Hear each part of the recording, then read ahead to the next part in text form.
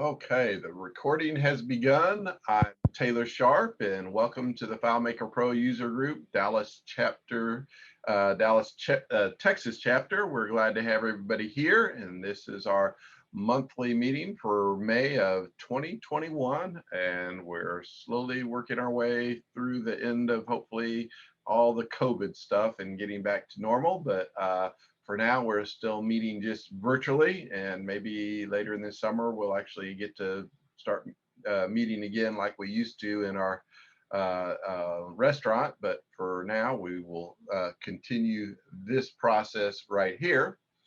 A couple of announcements. We are looking for presenters for upcoming months. So if you've got something you want to present, let either myself or Greg Price, who's also the co-moderator chapter, here's Greg right here, are the ones that coordinate meetings. And if you would like to give a presentation, or you know someone you'd like to recommend, we'll reach out to them and see what we can do. On the announcements end of things, this last month, there was an announcement made that Claris Engage is changing. It will, again, like last year, it's going to be an all virtual thing instead of, so there won't be an in-person one until 2022. But tentatively, it looks like the 2022 one is going to be in Nashville at the Gaylord there, and so there is an intention to get back to normal at that point, but it won't happen until summer of 2022. So for 2021, we're going to do the conference, and I think they learned a few lessons from the one that they did in 2020, and they're going to try to do some things a little bit different. I guess everybody's kind of learning as we're doing it. This is what they did this last year in 2020. We did a conference where everything was basically all done right at once, back to back. And so what they have announced is that they're going to spread out. We're going to do Engage for this year. While it's going to be virtual this year, it's going to be spread out across a bunch of months. If those of you who may not have participated, the Engage is the annual developers conference that FileMaker developers or people involved with FileMaker or Claris attend and can learn a lot of things, from technical things to sales and marketing and what all tools are available.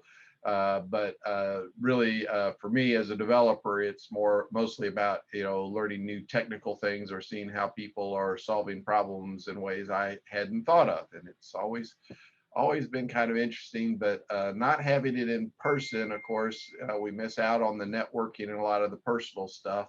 And so I really look forward to getting back to Engage 2022 when we get to meet in person. So I think there's actually some dates on the 2022 one, but I don't have it with me right now. Oh, here it is.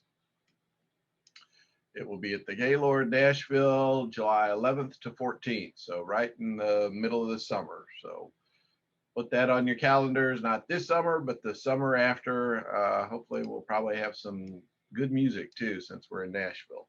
So that should be fun.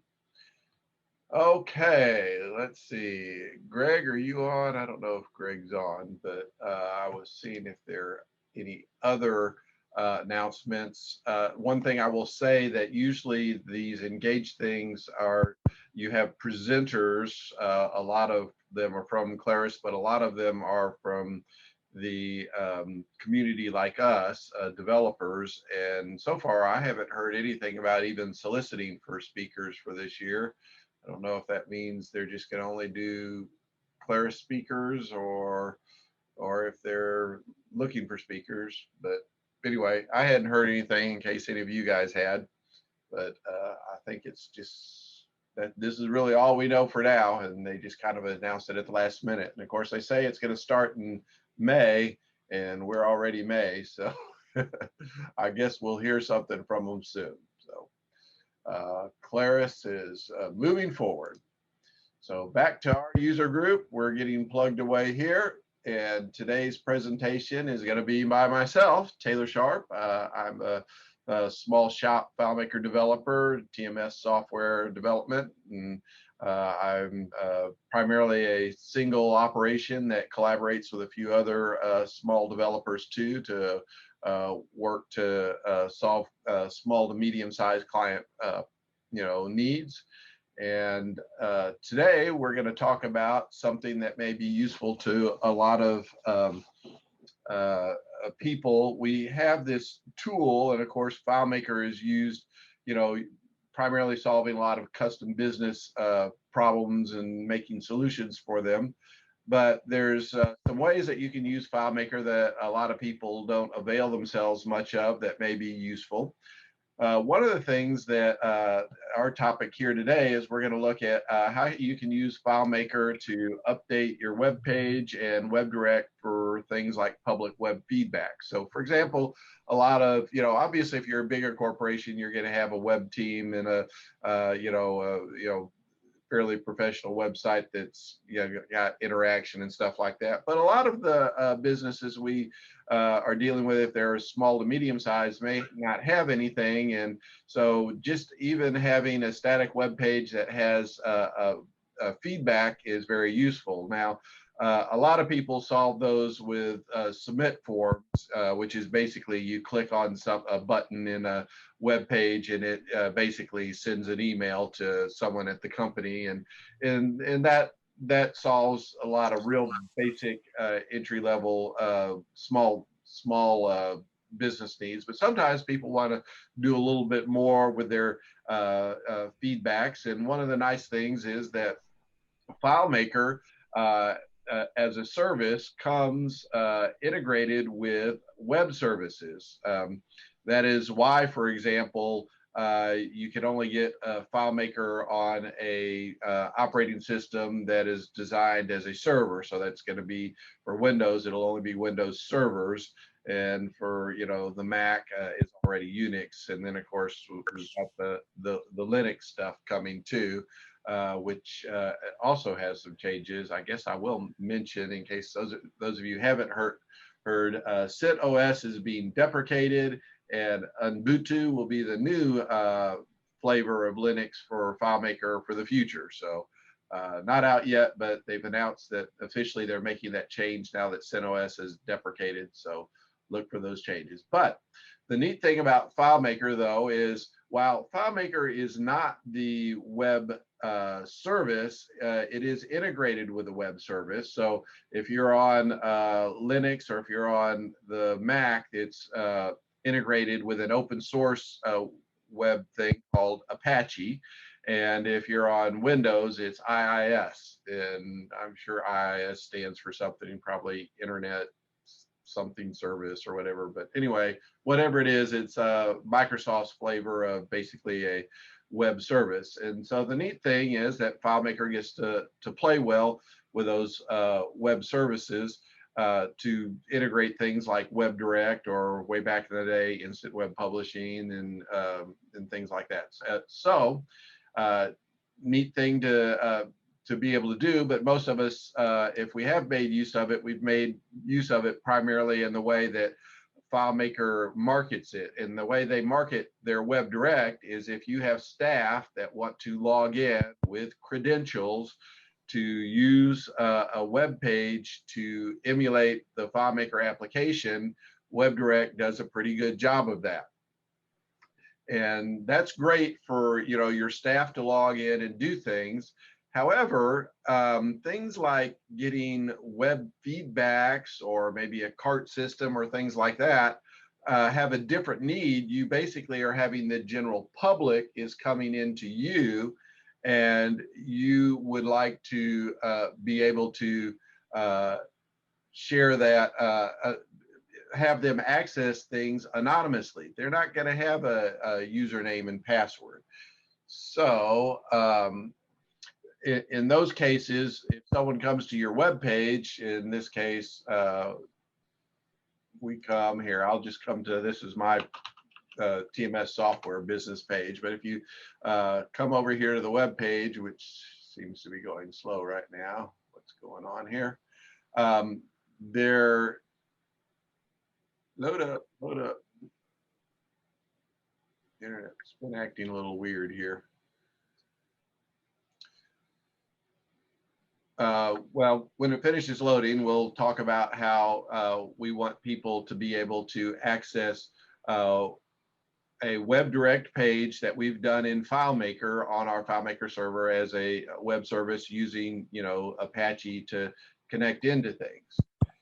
And if this doesn't load this way, I'll just go load it manually. Let's see. Hang on there a second. Here we go.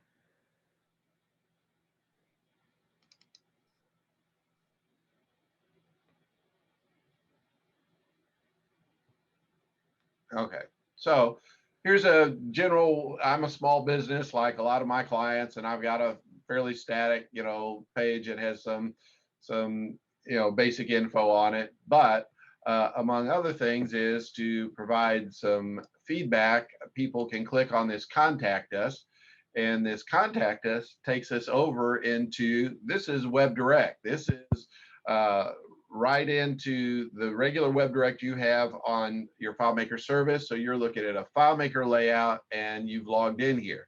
So, but I didn't log in. I didn't provide any credentials or anything. I pressed this and up it came. And what we have right here is some basic, this is some things about our company, but also some basic documents and also a basic little contact us, and it's a little cheesy and hasn't been updated in several years. So I'm sure a few of you are chuckling at Taylor for being a little behind on his user interface, but at least it works here.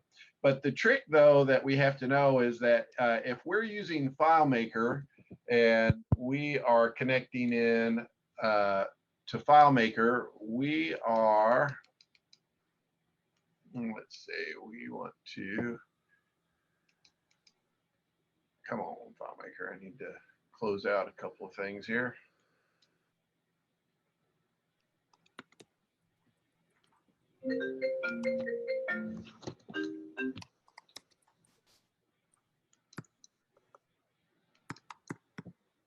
If you're not, FileMaker Cloud is kind of going slow. Come on, FileMaker Cloud.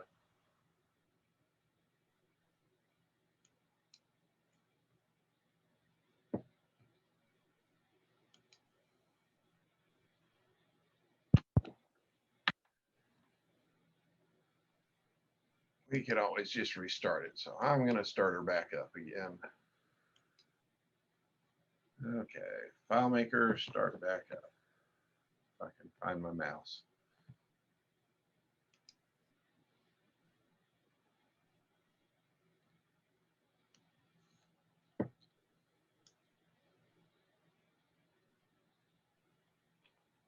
Here it's coming.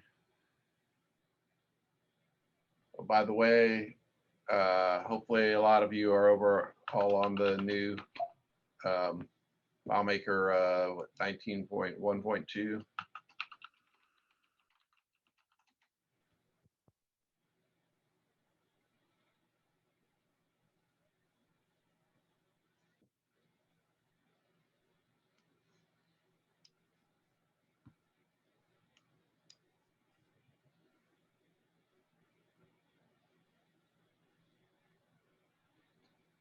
Okay, so basically, this is my company web page, FileMaker, and within my FileMaker layouts here, I've got,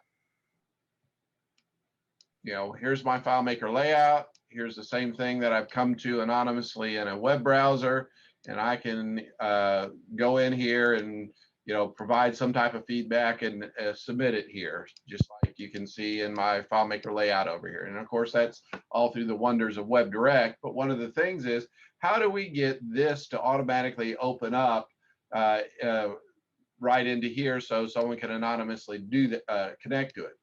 Well, what you have to do is in your file, you have to make sure that in your file options that you have it automatically log in. In this case, I'm having it automatically log in as a guest account. So when anybody opens this file, they automatically log in as a guest account.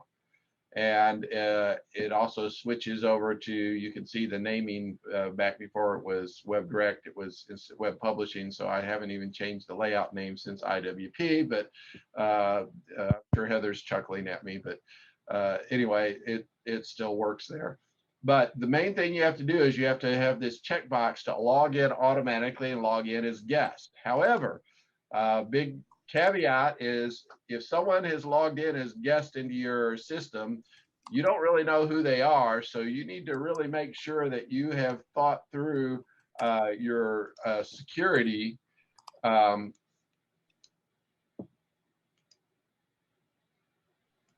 You need to make sure that your guest account, which is this IWP,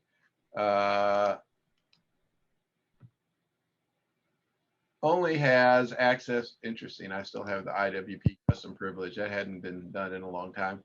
Has the ability to access via WebDirect, and that you have managed your custom privileges to make sure that they can only get to a layout that has records about your feedbacks. You got to make sure that they don't have access to any layouts or records of your regular business stuff.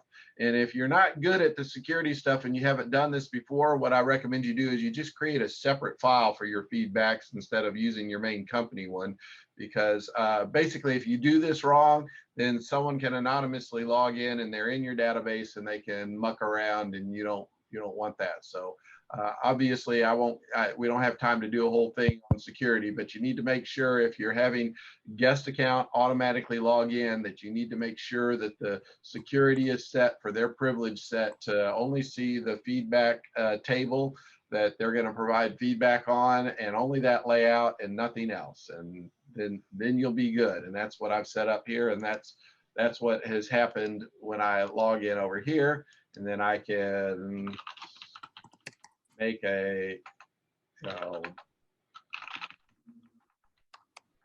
feedback on the web page, and I hit submit, and it has submitted that. And basically I can come over here on the FileMaker side of things and show all records. I need to, oh, I'm still in security. Get out of security. You can see what I did on the web page on the left over here is now on the right. So I now have a web feedback that has been provided anonymously on a web page to my company database here. And among other things, I also have, whenever it does this submit, it runs a script that sends me an email to let me know if feedback is there. And when I log in, it checks to see if there are any feedbacks I haven't reviewed to remind me when I'm logging in, so I know to go and look. Just because you get feedbacks, you have to make sure you're able to act on them. There was a long time where I had feedbacks and I would check them about once a week, and then I would not be very timely in getting back with people. So you certainly want to do those kind of things when you can. But it's a neat way for, if you already have the FileMaker service, to let someone to do that. Now, for caveats, I'm sure Michael Strange, if you're on here, you're probably chuckling right now. One of the things is when you log in as WebDirect, you're using a WebDirect license. And when you buy the smallest FileMaker server license, you automatically come with a single WebDirect connection. So if you have any FileMaker service, you can run WebDirect and have a single anonymous user log in and provide you feedback. So the question is, what if a second one logs in while the first one is logged in? Well, the answer is it won't work. It will bail out and basically say you've run over your license limit and you have to buy more concurrent connections. So concurrent connections, FileMaker, or Claris, I should say, has never really contemplated in their licensing of FileMaker anonymous connections for things like cart systems or anonymous feedbacks like this, or say registrations of a conference. they have always contemplated licensing of basically a full-time staff person that may be using their laptop from somewhere else or at home or and want to log in. And so the challenge is these concurrent connections are very expensive. So if you wanted to add many concurrent connections, that adds up to many thousands of dollars. And it's one thing if you've got a full-time staff person that's using those concurrent connections. It's a whole other thing if you're having some people anonymously log in and having to pay FileMaker, you know, hundreds and hundreds of dollars a year for every one of those connections. It's kind of like, you know, having to pay Claris to have that money paid for everybody who walks in the front door of your business. Well, that ain't going to work financially. Claris is aware, and I know everybody from me to Todd guys to the seed code guys have bothered Claris about it to say, hey, you know, by not having an anonymous way to log in or a very expensive anonymous way to do it, you've driven off a lot of business that goes to other things where people in essence use another solution like making a custom PHP web page somewhere else that calls the FileMaker database, but it won't use WebDirect because of the extreme expense of it, the way the current licensing works. So yes, Claris is aware of that. I will say the suggestion that I have made to their licensing person, and I talked to the lawyer who does it, and of course all she did was take notes, but she did never say they're going to do anything about it. But you know, maybe they're going to take this in. But the suggestion I had was that if you can set up that anonymous connections that log in as the guest account into a FileMaker database that have a session that does not last for more than an hour would not count against your concurrent licensing total. And so basically it says that you'd have to log in as a guest account. You can't log in as a regular full account.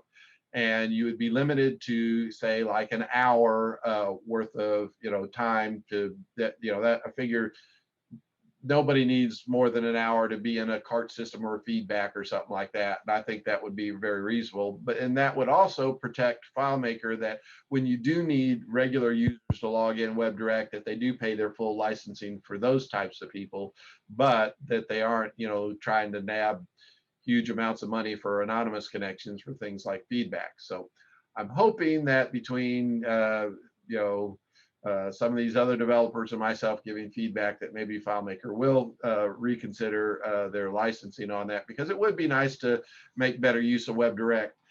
Now, some people will probably say then, so Taylor, are you now just limiting your page to, you know, one connection at a time? Well, I will tell you, there's another little kind of loophole in the Claris licensing, which from talking to them, well, it's apparent they didn't think about it, but yes, it works as a solution for many of us. If you have to have or need a FileMaker site license, which basically the break-even point is somewhere around 20 or a little over 20 volume license users.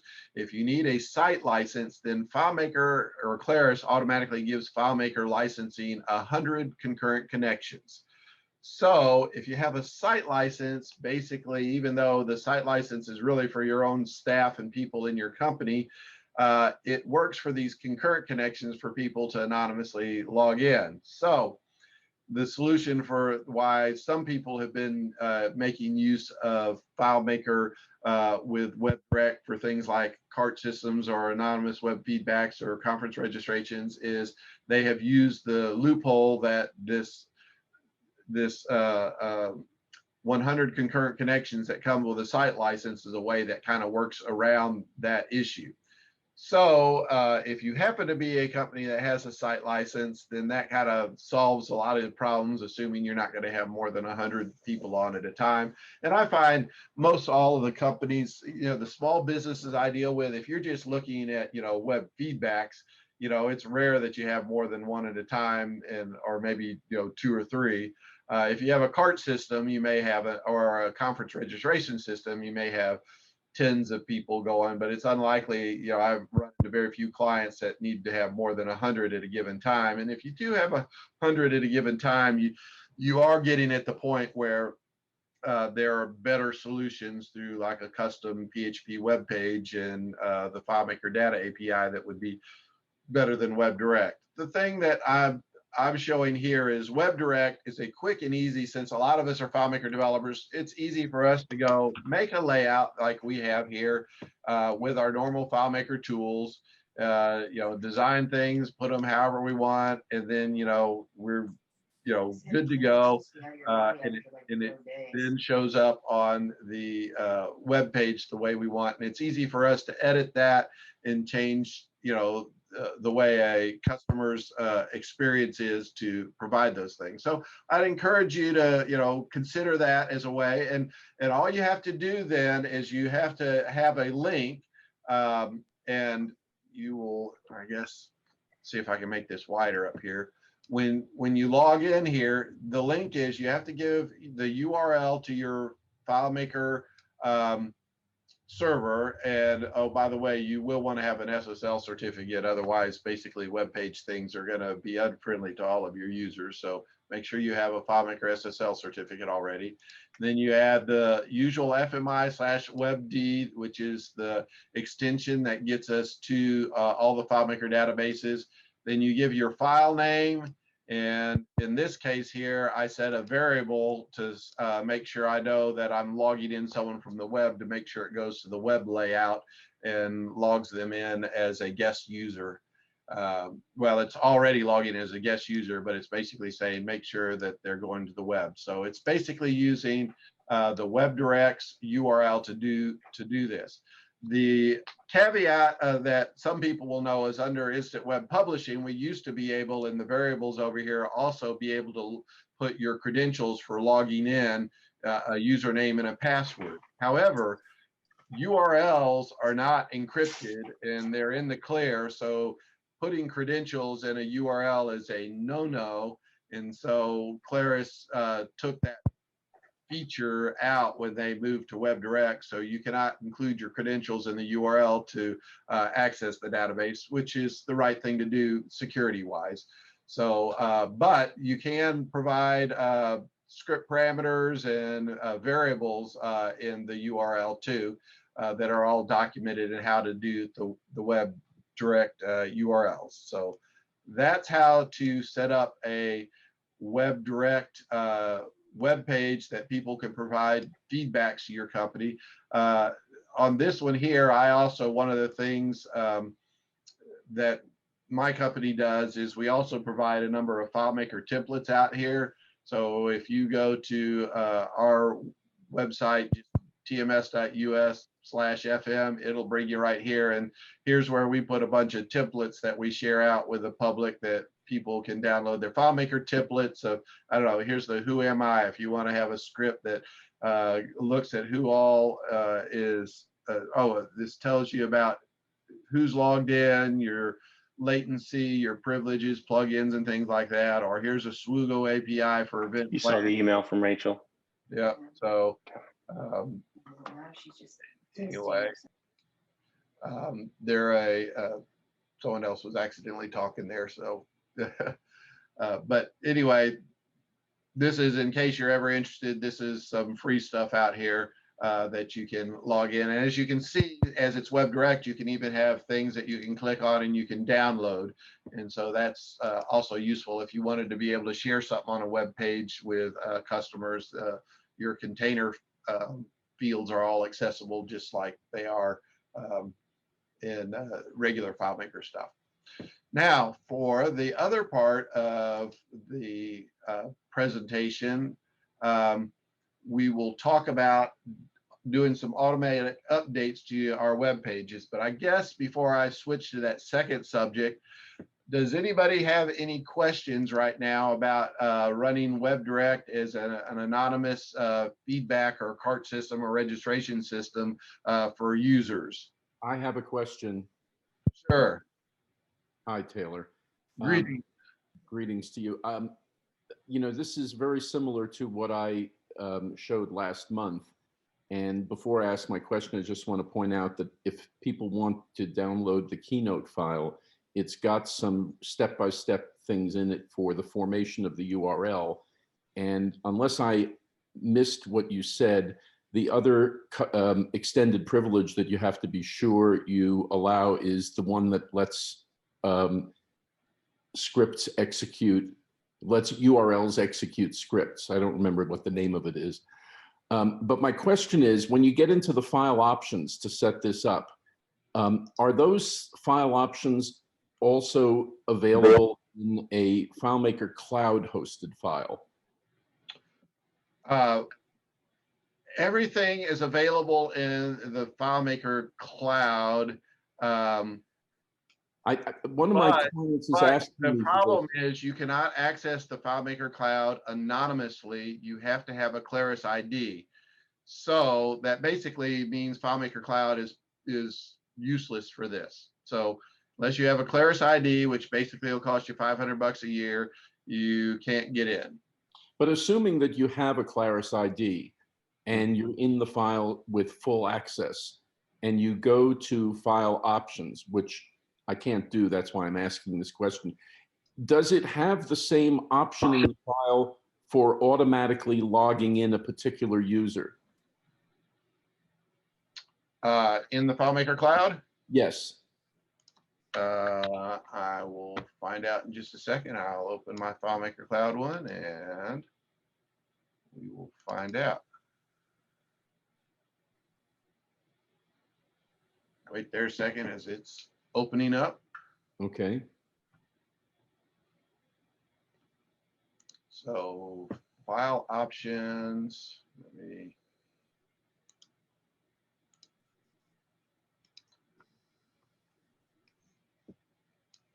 File options, you can tell it to log in, but you can't do a guest account. So you can log in as a particular account, but not a guest account. So conceivably, you could create a Claris ID that you could share with other people so that multiple people could use that Claris ID? Yes, it would be a violation of the license though, because the Claris IDs are only issued for one person, and to share a Claris ID is a violation of the license. Okay, thank you. You know, and this is why I, have, hampered a little bit on FileMaker Cloud not being very useful in many ways, because things like this can't be done with it because of the way they've done their licensing. Not that the technology isn't there and it doesn't work, but it's the way that they have set up their licensing so this stuff doesn't work that way, because they haven't contemplated things. And I think they're running off business that they could have, that people would look for solutions for it if it was a good, easy solution. But the reality is, even if you can violate the license, you don't want to violate the license. That gets you in trouble. So you're licensing, even though if there are solutions, if the license doesn't provide for it, you kind of it's not something that works in a business model. So right. And your idea for having a 1 hour limit could perhaps be incorporated into FileMaker Cloud also. Yes, exactly. That's my suggestion, and I'm hoping they will consider it. I know Todd Geist also weighed in on that, so I think for some reason they seem to be listening to him more than a lot of other people. So maybe he swings a lot more weight up there. I'm hoping. Well, he doesn't have a Texas accent, so they can understand him better. Right. He's from LA, I think, or somewhere over there. But so. Okay, now for the other thing that we're going to look at here is, let me switch gears. Since I force clicked my FileMaker, I closed out what I wanted to have open. So wait there a minute while I open her back up.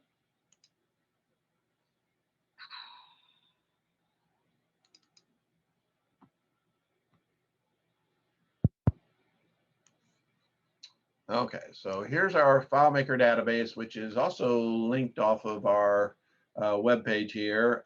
Any of you who are on our email list can log in here. And if you're on our email list, you can, if you need to be added to it or need to reset a password, you can do that from here if you already have an email in our email list. But I'm going to log in. which of course went to the other window. Okay, so we are now in our database here. Okay, so one of the things that we have right here is we have a web page, and we have meetings, and we have presentations.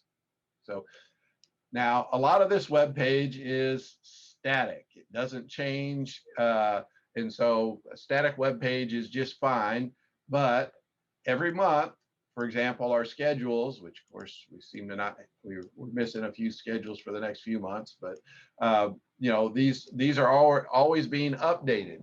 Well, if you have a static web page, that means you have to go in and edit the HTML, which I guess isn't, you know, too hard of a thing. But sometimes, you know, if we got a FileMaker database, we would like FileMaker to update this web page. Now, if you're going to really do significant, you know, web page development, you're going to use PHP and, you know, JavaScript and, you know, full web page to access things. But sometimes you just want something quick and dirty, kind of like WebDirect is the quick and dirty for web feedback, particularly if you have a site license already. Well, sometimes if you're a small business, a quick and dirty is, I want to say, I've got this, you know, web page here, and I want FileMaker to update it and put the, you know, new values in my schedules here, and update if there's any new presentations, and put the links in here. And I have a database over here.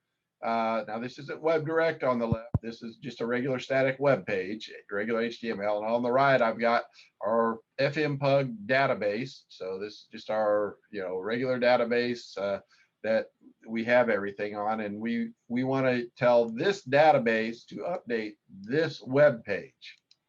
So first of all, you have to know a little bit, if you're going to do this, you just have to know a little bit about HTML. And HTML is all done with these little tags. Basically, you have to open HTML, and then you can have a header, and then you can have a body. In the body, you can put a bunch of things and everything. All the commands are separated by these tags that are within the brackets, like a P is for paragraph, LI is for list items, and there are a whole bunch of them out there. But basically, this would make a web page that says, I want to tell you something, FileMaker is important. Here's my list, item 1, item 2, and that's a real simple web page. Here, I'll even open it up so that you can see it in the web browser. That's this one right here. So this is the web page of that on the left, seen kind of in a browser or a preview. So, so assuming you know some HTML and you're not afraid of it, at least, you don't have to necessarily be a web developer, but if you're not afraid of it, you can see certain things like, you know, there may be a whole bunch of JavaScript up here. There may be 1,000 lines of stuff up here, and I don't care about it because I'm not going to do anything to it. But I do know that I want my super duper table updated, you know, once a month or once a day based on some data that is in my FileMaker database. So what I can do is I want to be able to suck this text into FileMaker, make some edits using FileMaker's text editing tools or text functions, and then spit this back out to this web server, and presto, my web page is up to date. And that's how this gets updated as Greg or I put a new person in for the next presentation. That's getting automatically updated here without us doing anything, all being done from within FileMaker. So if we're in FileMaker over here, we have a script that does that. Where did my script go? There we go. Here's our script that does that. And the first thing you have to do is, well, first of all, you have to have a web page. So let's assume our web page already exists. And you have to be able to access, your FileMaker server has to be able to access that that text file to begin the text manipulation. And the easiest way that that's done in most cases is just using our insert from URL. And if we start by debugging this script, and I step in here, we're going to say insert from URL, this www.fmpugdallas.com. So I've done that first step there. And I come over here, and I'm in my data viewer, and I click over here on file. What do you know? This seems to be going a little slow. Here's the HTML of our file that we have over here. All of this is made with this HTML right here. So while there may be a lot of things in here that we don't even know about or understand, all I know is there's certain things that I do know that I can usually pick out of here that I know I want to update. Like, for example, I can come down here and say, well, I might not be a genius. I can say, if I want to see what the upcoming schedules or things, here's the schedule of what's coming up presentations. And everything is separated by this LI for list, LI, and then it ends LI for each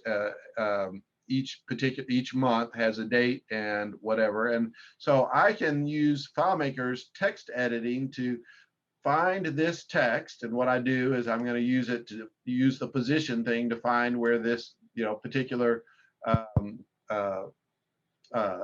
piece of text exists. It can be the name of the header or anything else that's just before it. Or if you aren't sure, you can always use FileMaker, HTML lets you put comments in this way with this less than exclamation mark and hashtag or dash, and then you can put whatever you want.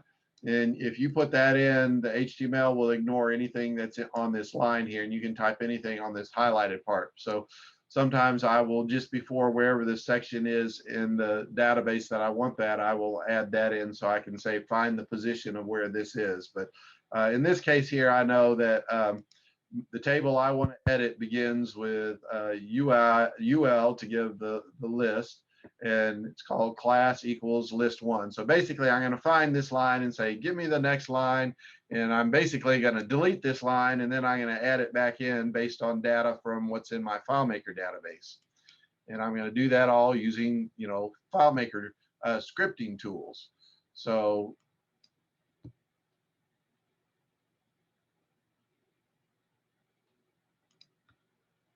what I've done here is we have a calculation here that does that editing. So I gotta get into the script, not in the debugger.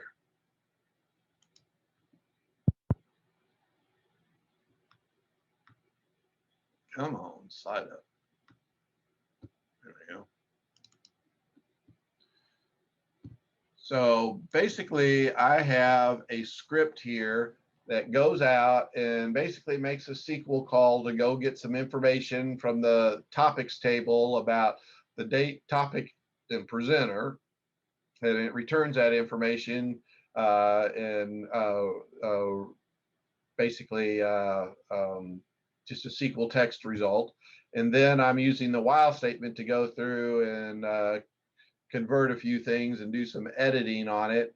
And then I'm using the position thing in the HTML to be able to say where are the schedules and contacts. And then basically I'm going to cut out the line after it. And then I'm going to insert the new line that I've created above. And then we will have the new HTML. So I'll take this over to our data viewer so that you can see it be done in the data viewer. And let's see.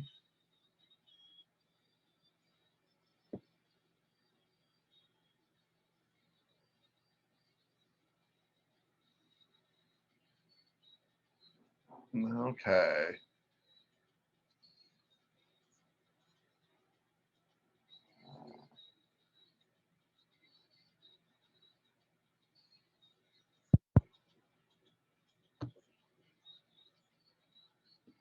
Now I'm looking. By the way, someone has some music jiving away there. Or is that just me? Anybody else hearing music, or is that just me?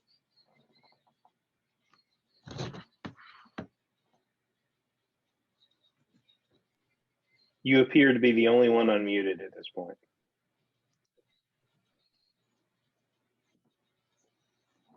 Just a second. Wait there. I got something going off here.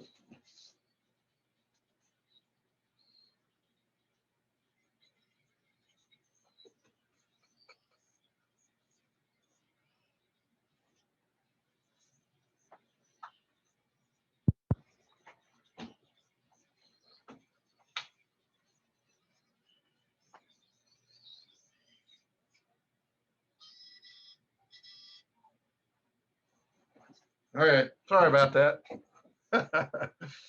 Little interruptions there. Okay. We're back to normal. Okay, so we're talking about doing these updates and doing text edits, using the text tools to do this. Now, to understand this, obviously you can do real simple text editing. This is a fair amount more complicated because it's doing SQL, so it assumes you knew SQL, and it also uses the while statement to go through and get a number of things. But basically what we've done is I have a SQL statement. First of all, we have the file that we pulled off of the server. That's the HTML file. And we create a SQL result here. So I'll come in and see result. And we'll do this. And so here's our result. So this is our schedule.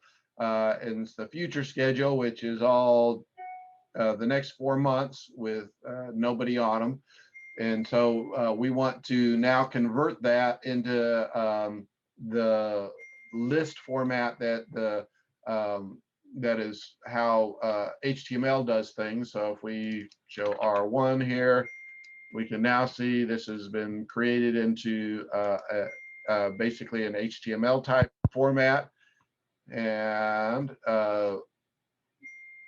once we convert that, we can see we now have, here's our,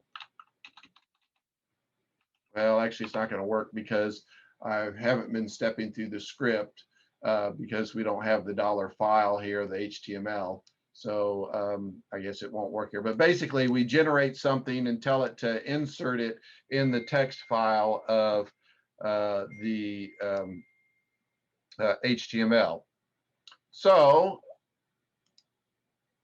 once we have that, assuming you're able to write some HTML, assuming you're able to substitute it or somehow edit it in your script here, then the next question is, how do I get that HTML to update my web server? Yes, I've updated it in FileMaker. It doesn't do me any good in FileMaker. I need it out on my web server. So what you do then is you're going to need a plugin like the Base Elements plugin. I like I got to say Monkey Bread software just because I know it'll annoy poor Dennis, but you can use Monkey Bread software, but a lot of us are wanting to do free plugins, and the Base Elements is a free plugin. You guys can all see this. Base Elements FTP upload is the function for doing FTP. And you basically tell it where you want to upload it to. So this is going to be your server, and this is doing, you can either do FTP or secure FTP, and then it will then the URL of where you're wanting to send it, and then you give it what you're wanting to update, the username and your password, and that all will then zoom right on up to your server, and then it becomes live as soon as it does this FTP action here. There are other ways of copying the file. If you happen to have the file on your, say, local area network, you could just save it out to a storage file that's on your local area network. But I find most people are using FTP in some web server somewhere, at least if they're on the small size business like I am and want to be able to connect in and do that. So anyway, that's a quick and easy way to get that done, to upload it, to have FileMaker talk to the your FileMaker server and then do an update it. And I have this run just once a day, and it looks to see if there are any updates, and that way it updates my web page. And that way, without having to get into PHP programming or something, it's a quick and dirty way to update a web page.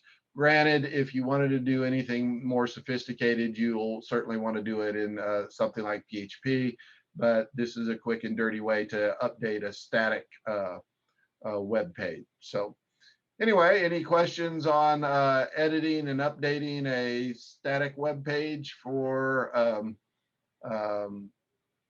your company web page to update, I don't know, whatever schedules or things like that, in the same way we do FMPUG here? I'll tell you, this is Brad. I'll tell you a third option that's being used out there is FM Better Forms.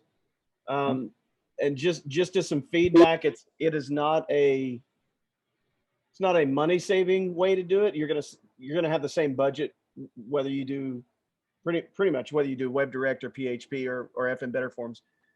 But FM Better Forms is using Vue.js to get a lot of cool interface things done, and it also uses HTML blocks so that you can really format your web interface to look like your a client's website or their internal FileMaker system or whatever. So it is a good choice. If you haven't looked into it, you probably should at least be familiar with FM Better Forms.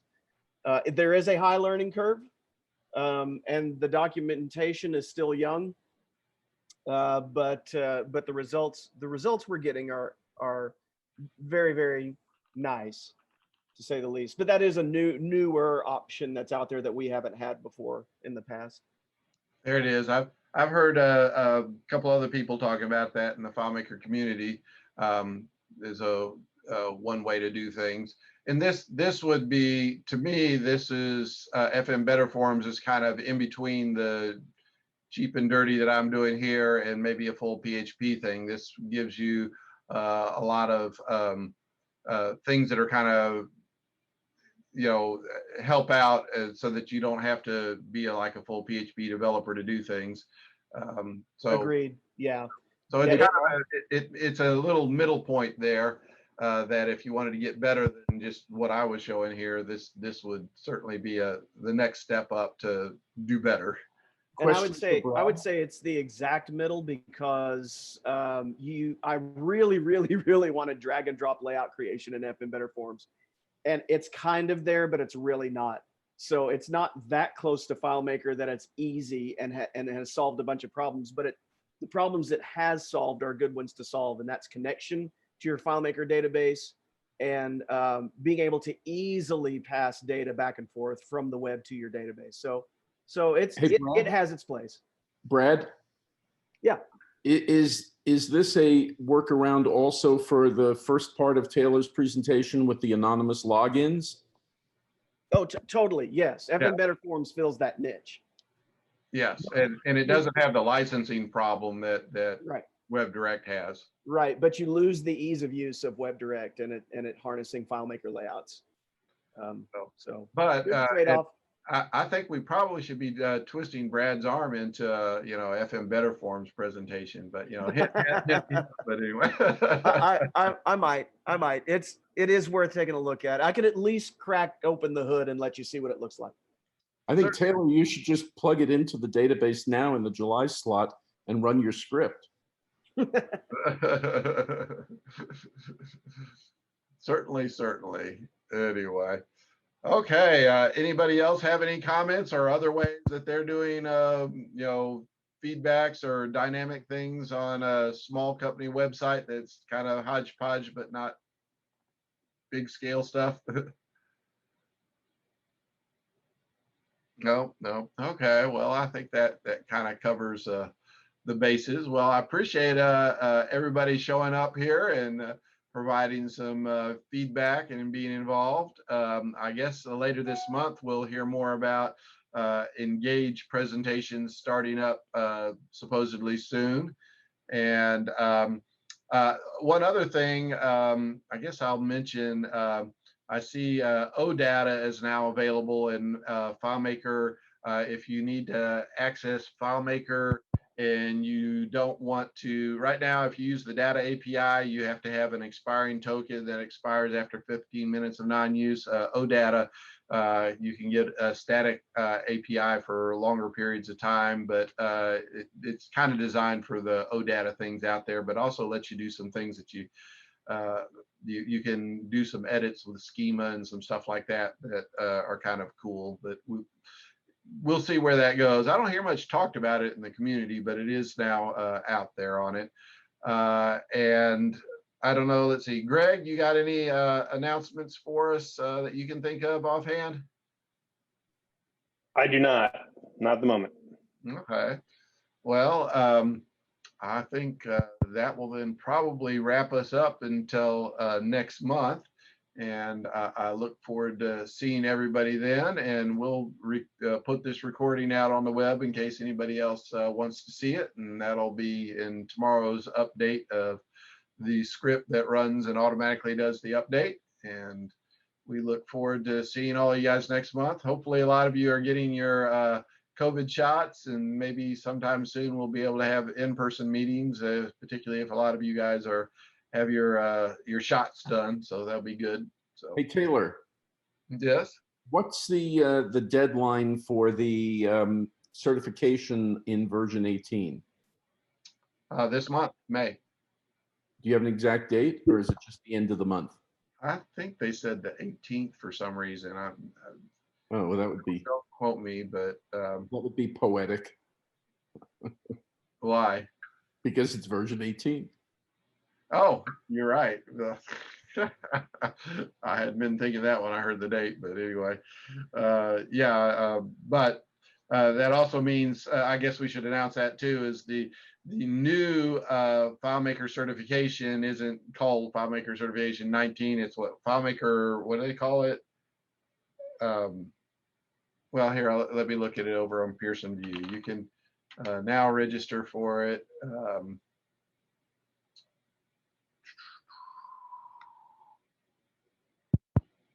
Search for FileMaker.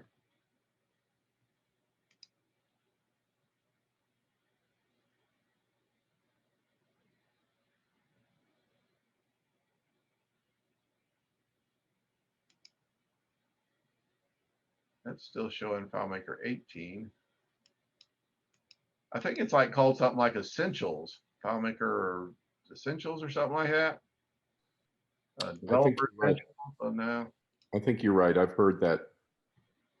Anyway, yeah, it's and I thought that you could take it here. I thought they actually had it up. They used to have it up here as an option.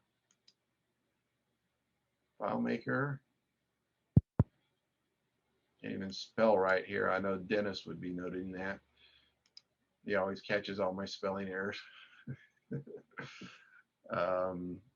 Well, they're only showing FileMaker 18 certification now. They had, well, I know they had the FileMaker 19 certification up for the pre-development people for a while. It looks like they've taken the FileMaker 19 one down. So anyway, maybe it'll be back up soon. I do know that the people who took the test back in January haven't gotten the results. So anyway, FileMaker's moving along on that. But maybe sometime in the next month, we'll all be able to go take another certification exam. Maybe we can have a crash session study of FileMaker functions and all get ready so that we can do this. And I think you're going to be able to take it from home this year. So, but anyway, we will see. I think you have to have a camera aimed at you and stuff like that, prove you're not cheating or something. But anyway, okay. Well, those are all the announcements. I appreciate everybody being here, and I look forward to seeing all of you guys in June. So have a great month, and we'll talk to you later, and I will end this recording. Okay, recording is done. So Thanks, Taylor. okay, good to see everybody. Certainly, certainly. Thanks, Taylor. Okay. Oh, there's Scott. How you doing, Scott? So, Life is good. nice, nice.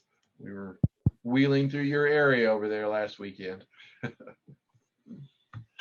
I should have known there were some ruffians in town. Yeah, you probably were calling the police.